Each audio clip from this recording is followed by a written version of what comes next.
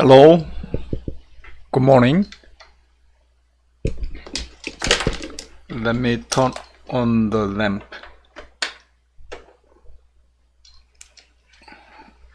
Okay, so how are you? Do you have any questions before we start today's lecture?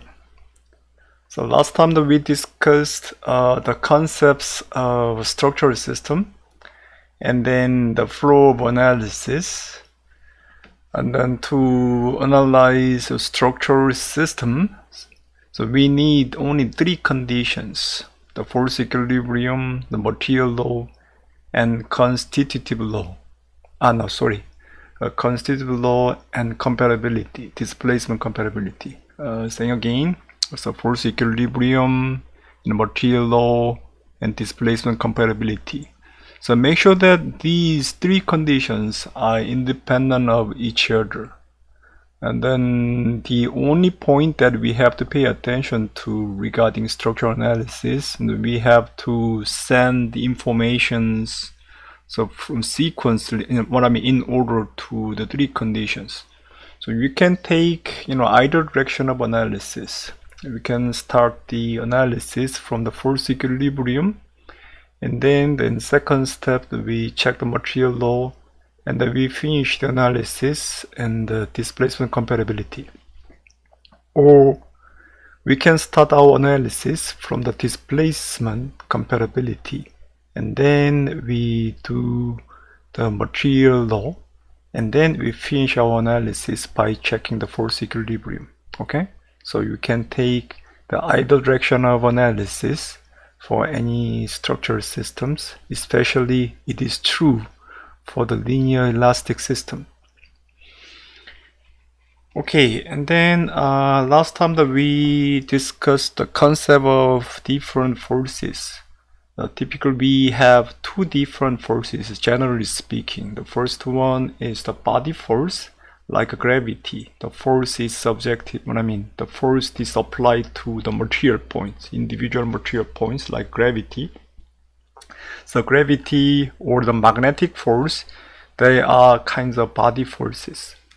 Except for these two different types of forces, in most cases, the external force is attraction given by the traction. The traction means the force distributed over the surface of my structural domain. Okay, so for example, the tire pressure by the vehicle load to the bridge girder can be considered as an example of traction. Okay, traction is, in other words, vehicle traction is distributed load. In 우리말 we call it 분포하중. Okay, 분포하중. There is a special case in distributed forces. If the acting area is very small, then in that case we approximate or simplify the traction by a concentrated load. In called 집중하중. Okay. Generally speaking, although we just name the loads, but we have to consider the load or the moment. So we have two different kinds of forces. Okay, the load vector and the moment vectors. They are vectors. Okay, so last time we talked about the forces. Okay, please make sure that we are talking about three different conditions always. Okay, always. So until you get retired, so we have to deal with only the three conditions. Okay, three conditions. So last time we talked about the force vectors. Okay, force vectors. So please imagine the map that I provided last time. Okay, the force equilibrium, and then material law, and then displacement comparability. Okay, last time we talked about the force equilibrium. What is the next? The next one is the material law, isn't it right? The next one is material law. Okay, so today's subject is material law. So how to describe the material law? So in the lecture note, if you click the tab here, so you can move my lecture note very quickly. Okay, so let's please click the tab for the material law to move to the section of the material law. Alright, so let me give an example of one-dimensional tension or compression test. Okay. The first one is, this one is for steel. Okay, to measure the material properties of steel, we typically do the tensile test. Okay, so we apply, we prepare one-dimensional bar like this. Okay, one-dimensional bar, and then we apply a pair of load like this, applied force B. Okay, and then we measure the cross-section area. So if actually here the P depends on the time. So initially the load applied force P was equal to 0, and then as we increase the load gradually from the 0 to the certain value, isn't it right? And then we can measure the initial area. So because this is initial area, we would like say A naught. Okay, A naught. And also, if you look at the figure closely, you can see some necking area, isn't it right? Necking area. So honestly speaking, the area is changing too by function of time. So, okay. So if you plot the time and the load, so then we increase the load from the 0 to the certain value, something like this. Okay, and then if you monitor the change of area, so initially this is the area, initially the area was equal to 0, A naught. Okay, A naught, and then the area is gradually initially was the change in area is very small, but as it reaches to the peak value, okay, as it reaches the peak value, and then we have some kind of a necking behavior, so we call it necking. Okay, necking behavior. In undergraduate course, so we to calculate stress, so we divide the load. Okay, we divide the load by the initial area to calculate stress. The stress is equal to P divided by the initial area, and this stress is called nominal stress. Nominal stress. Okay, nominal stress, or in other words, we call it Piola-Kirchhoff stress. Piola-Kirchhoff stress. Instead of the initial area, so we can use the current area. So we can calculate the stress another way. For example, let me use different color to represent different measure of stress. The stress is equal to the current load divided by the current area. Okay, current area. So this is called 고시 stress. Okay, 고시 stress. In 우리말 진응력. 진응력. 진 means 진짜 응력. Okay, 진라면, 진짜라면, 진응력. Okay, 고시 stress or true stress. In English, we call true stress or 고시 stress. This is nominal stress. Nominal means, so we use the initial area. That's why we use nominal stress. Okay, nominal stress. Okay, so now we understand using the force equilibrium. So we divide the load by the initial area to calculate stress. So please make sure the map, and in our map, so here we deal with the relation between the force and we deal with the relation between the force and stress, isn't it right? So we have three laws, and then the next step we will move to the material law using the stress value, isn't it? Okay, that's what we want to do.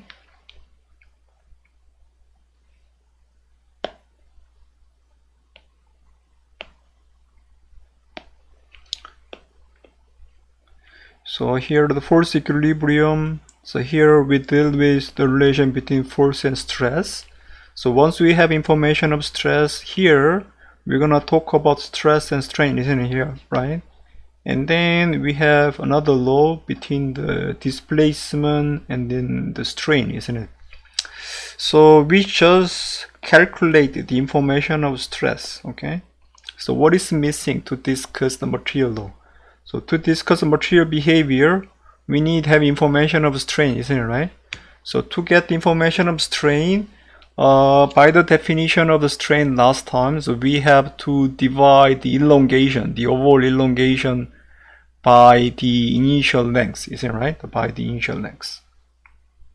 So this is one-dimensional bar. One-dimensional bar here, one-dimensional bar, and then we measure the elongation, you know, a certain segment. So we measure the elongation.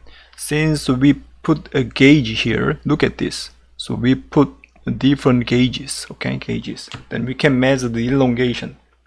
So if you divide the elongation by the initial length, okay, initial length where we put the gauge. So we call this is gauge length. Gauge length. Okay, then we can calculate the strain value. Okay, so simply speaking, so from the force equilibrium, we get the information of stress. Force equilibrium, we get the information of stress.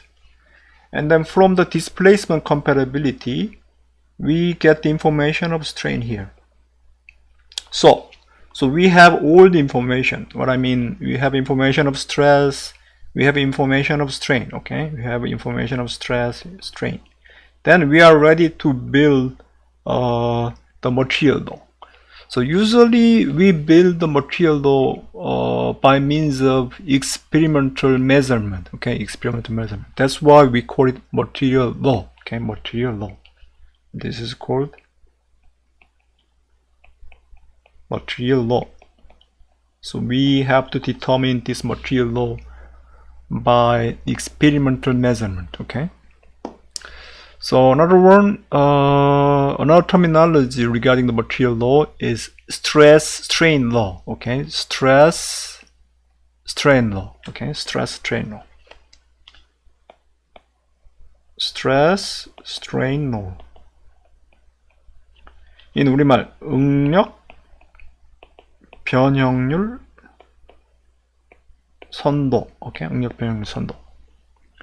Or we call constitutive relation. constitutive relation. 인 우리말 구성 방정식.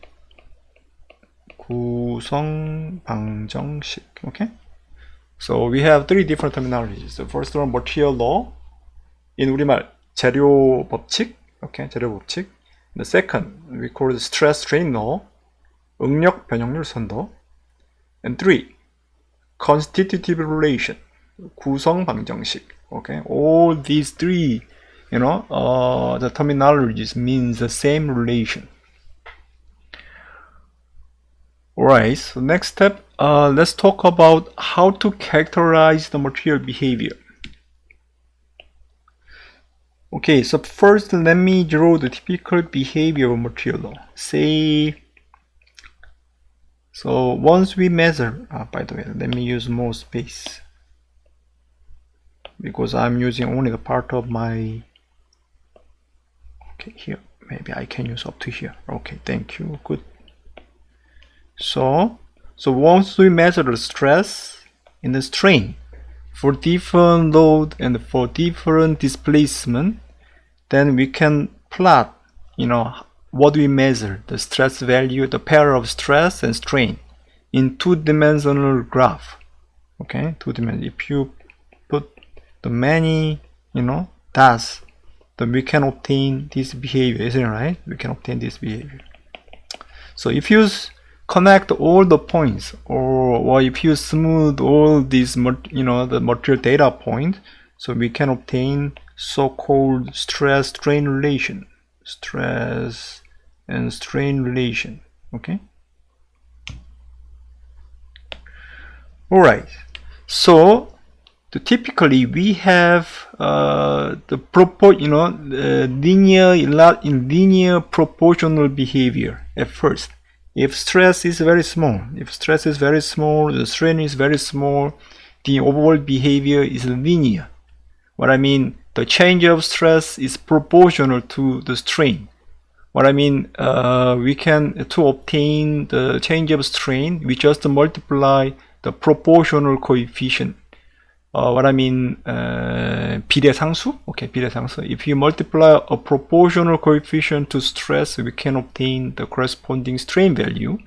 Or we can do another way. So if you multiply a proportional coefficient to the strain change, then we can obtain the stress change. So this range is called proportional limit. Okay, 비례 한계. So up to here. So here the overall behavior is a straight line. So this is called proportional limit.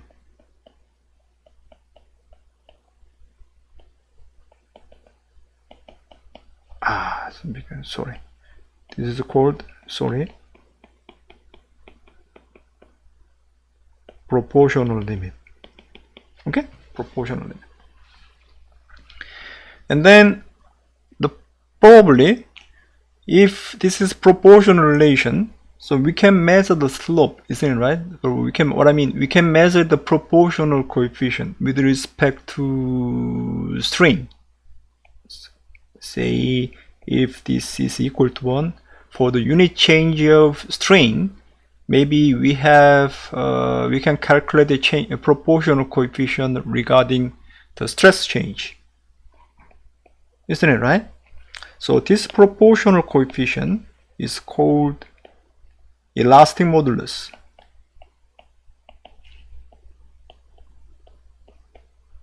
Okay? Or in 우리말, we call it 탄성계수.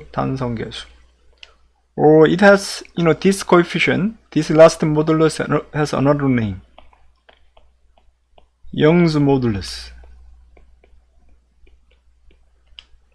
in 우리말 영계수. Here young doesn't mean zero, okay? The young means a name of a guy, okay? Young's modulus. And especially if there is a stress value, there is a certain stress value at that point, the material behavior, ceases to be the linear elastic, okay? Linear elastic. By the way, this proportional behavior certainly is linear, isn't it right? So this range is called linear elastic range, okay? So linear elastic range, okay? 선형 탄성 구간. So here the linear means the translation of linear to 우리말 is 선형, and the elastic is translated to 탄성, okay? 선형 탄성 구간. You understand, right? Okay, so let's go back to the stress value where, beyond that point, the material doesn't behave linear elastically. So this stress value is typically we denote this stress value by using sigma y, okay? Here y stands for yield. This is called yield stress. Typically we use sigma y. And the sigma y in 우리말 항복응력. We call it 항복응력. 항복 means yield, okay? 항복 means yield. And then even after the stress reaches the yield stress value sigma y, the stress still increases, okay? So we have a certain point, stress is maximum. So let's go back to my lecture note. If you move to one slide back here, so do you see here my nominal stress is maximum. So even for concrete, so we have probably this is elastic limit, and then we have the maximum stress, okay, the peak stress, and this peak stress is called ultimate stress, sigma U. So U stands for the ultimate stress.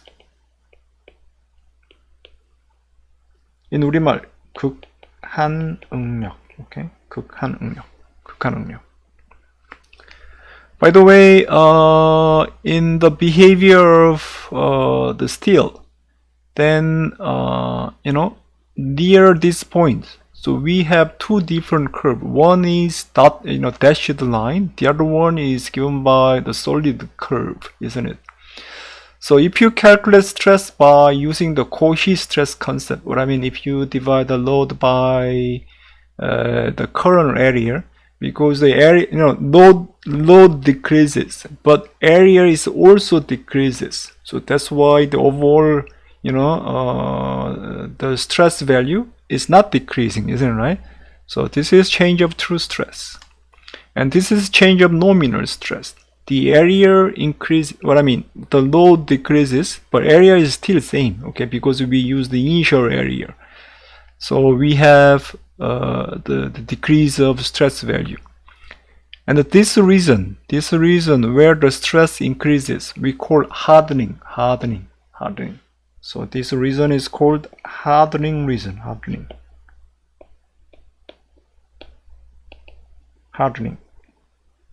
경화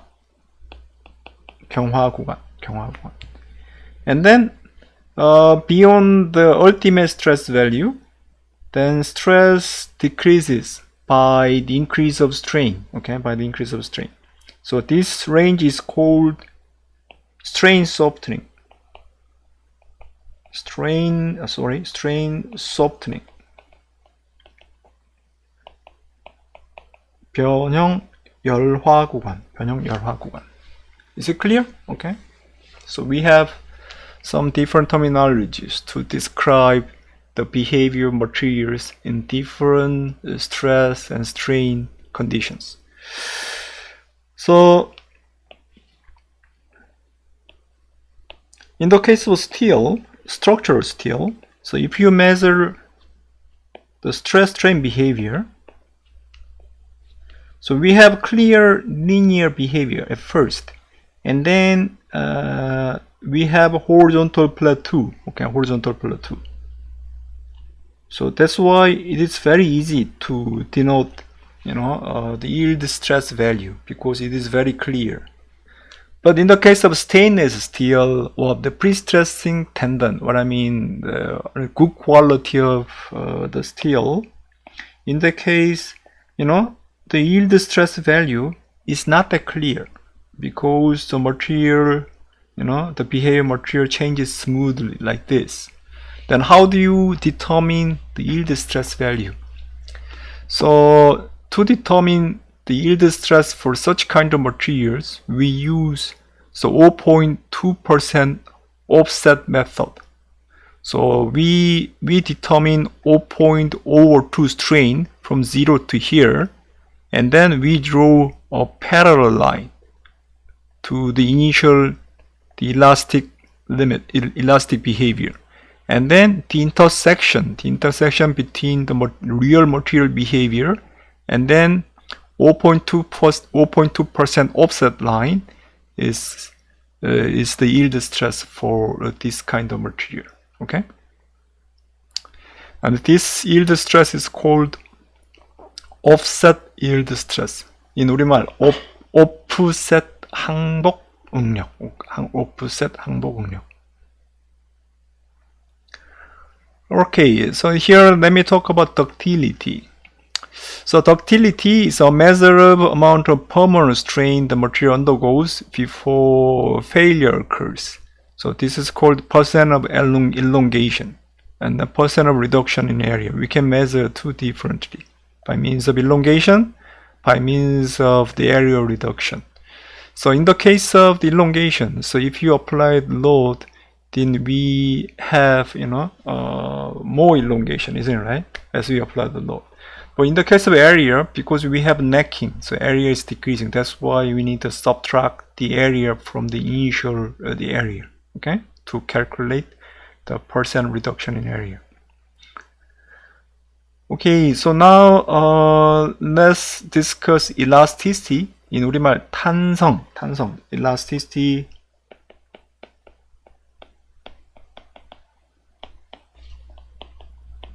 탄성, the plasticity, we call it 소성, plasticity, 탄성 and 소성. Then what is the difference between the elasticity and plasticity? Elasticity means the material behavior. If you unload the load, it recover the original the state of material, the following exactly the same loading path. So if you move from the stress-free condition to a certain point of A, and then if you remove the load, if the material follows exactly same path, we call it unloading. So loading in 우리말 제하, loading, 제하, unloading, 제하, because we remove the load, okay, 제하. Then we call it elasticity, 탄성. But in the case of plasticity means we have initial the loading path, but if you remove the load, it doesn't go back to the stress-free condition, the following the initial loading path, but it uses another path, unloading path, okay, unloading path. Then we have plasticity. Then what is the consequence of plasticity? So because of the plastic deformations, we have permanent or residual strain. In 우리말 잔류 변형률. Always the plasticity involves this plastic deformation or the plastic strain, okay, plastic strain. Now, this is a difference between the elasticity and plasticity, okay. Now, I just explained you the difference between elasticity and plasticity. So here, let me discuss another interesting behavior of creep. So creep means regarding the steel structures, the creep behavior is not that significant in the room temperatures, okay? So of course, if you consider the behavior of steel in high temperature, like 400 degrees Celsius or 500 degrees Celsius, as we use the steel in nuclear reactors, and then in that case, we have to worry about the creep deformation of steel. But in room temperatures, like in civil engineering application, it is not that important. But even in room temperatures, the behavior of concrete, there is a creep behavior. Then what is creep behavior? Let's imagine that we have a specimen, the concrete specimen. Okay, let's consider a circular cylinder. And then we apply the load, P.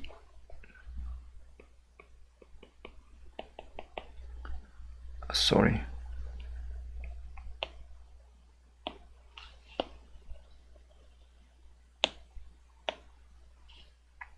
We have a circular cylindrical specimen, and then we apply load P here, load P. And then I want to keep the load P is constant, P not the same, okay, same. And then of course, as we discussed last time, we can calculate the stress value. The stress is equal to sigma naught, so no change, because we keep the load is same. So say this initial time when we apply the load to the specimen. So if you calculate stress value, the stress is constant as sigma naught. So this is time. And then the change of stress, initially we apply the stress here to sigma naught, and then we keep the stress the same. Then because we already discussed the three conditions, so we calculate the stress value using the relation between the force and the area, isn't it right? Then what's the next step? We want to know the information of the strain, isn't it, right? So we want to measure the elongation. So if you measure the elongation and then dividing the elongation by the initial length of the specimen, so we can calculate the strain value. So according to the linear elasticity, there should be no change by the time because we keep the stress value is exactly same. But surprisingly, for concrete, so if you measure the strain change by the time, it is not constant. So initially we have the linear strain, the epsilon naught. Because of linear elasticity, the relation between the initial stress and strain, the sigma naught, can be calculated by the elastic modulus of concrete times initial strain, isn't it right? This is the linear elastic behavior. But as time goes by, all the stress is same, but strain is not the constant, but it gradually increases like this, okay? All the stress is same, no change, but strain increases by the time. This is called creep behavior. So when we design concrete structures, we have to consider the creep behavior, okay? In 우리말 크리프, okay, 크리프. Do you have any questions? Even if you miss your questions in the chatting window, so you can send me an email, okay, for your questions. So you guys are very welcome for any kinds of questions. This is a typical example of tension test that we did in our laboratory. So we measured the stress-strain relation for the steel. So as you see, we have initially very straight, almost linear behavior, and then we have certain point where the stress changes. What I mean, it stops to be linear elastic behavior. And then we call should be the sigma y, isn't it right? The yield stress value. And then even beyond the yield stress value, stress increases to its maximum value. This stress value should be called the ultimate strain, isn't it right? Ultimate strain. And then gradually the stress decreases by the increase of strain. So this region is called what? The strain hardening region, and this region is called the strain softening region. This initial branch is called the linear elastic branch or linear elastic region, okay? And then we can characterize the linear elastic, the material behavior in the linear elastic range, as we mentioned, using the proportional coefficient. Because in the linear elastic range, the stress is linearly proportional to strain. That's why we can characterize the relation between the stress and strain using the linear relation. So simply speaking, in the middle school mathematics, let's imagine that y is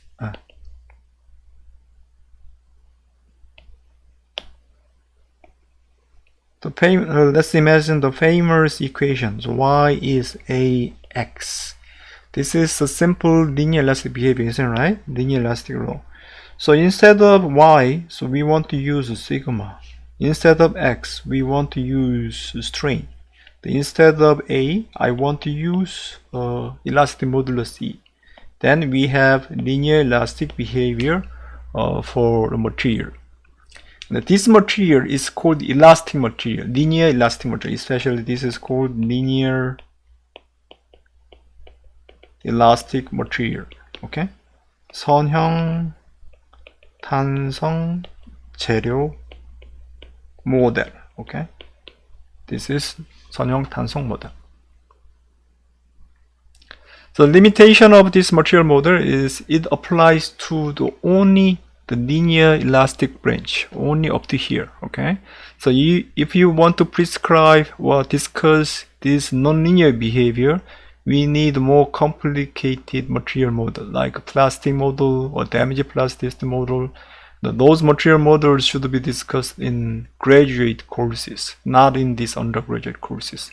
Of course, for design purpose, we discuss plasticity, as in reinforced concrete design courses or the geotechnical engineering classes.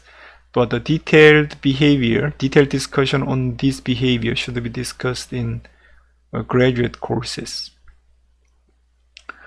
And then there is another behavior. We have certain contractions. So if you, let's imagine I have initial material. So if you apply the tension, okay, if you apply tension to this material, so we have a contraction in the lateral direction. Please consider the hairband. If you have any lady students in this classroom, so if you stretch the hairband, then we can easily recognize that we have a contraction in the lateral direction, 횡방향, okay, lateral direction. So the relation between the lateral strain, because of this is contraction, the reduction, the decrease in the strain. So this is a negative strain, isn't it? The lateral strain divided by actual strain, that should be the negative quantity. Then we put the minus sign to obtain a positive number, okay, positive number. Then this is called Poisson's ratio. The Poisson's ratio typically for concrete, Poisson's ratio for concrete is in the range of 0.16 to 0.18, okay. This is a typical Poisson's ratio of concrete. For steel, the Poisson's ratio is approximately 0.3, okay. Alright, this is an example of Poisson's ratio. So we apply load here, then we measure the initial length T2. Then we measure the initial length of T2. And then we measure the change of T2 after loading. And then we divide by the initial strain, then we can obtain the Poisson's ratio. That's how we measure the Poisson's ratio, okay? So here, let me stop my lecture for the material law.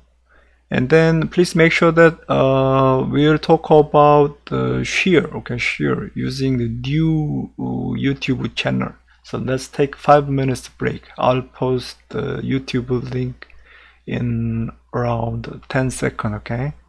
So here, let me stop for the discussion of material law.